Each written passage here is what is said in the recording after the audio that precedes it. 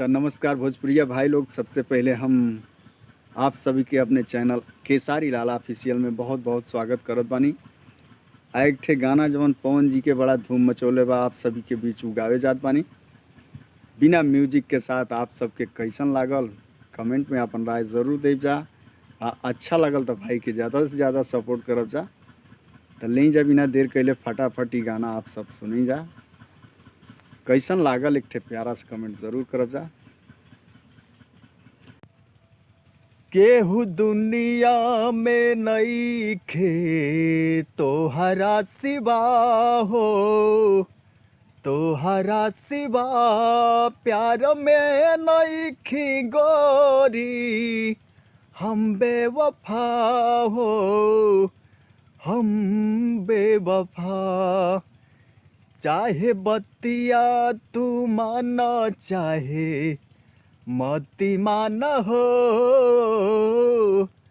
मती मान हो। प्यार में नइखी गोरी, हम बेवफा हो, हम बेवफा।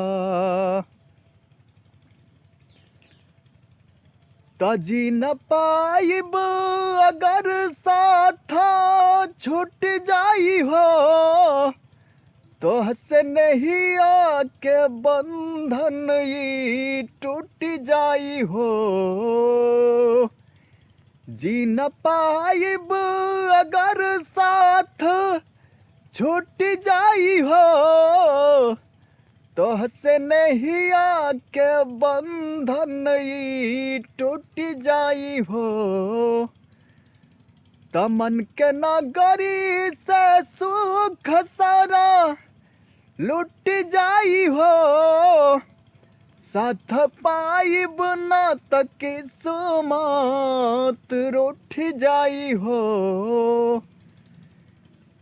जान तू का जनबू, जान का जनबू तू जान तहरे में बाहो, तहरे में बा प्यार में नइखी गोरी। हम बेवफा हो, हम बेवफा। चाहे बतिया तू माना चाहे मती मान हो, मती मान हो। प्यार में नइखी गोरी, हम बेवफा हो, हम बेवफा।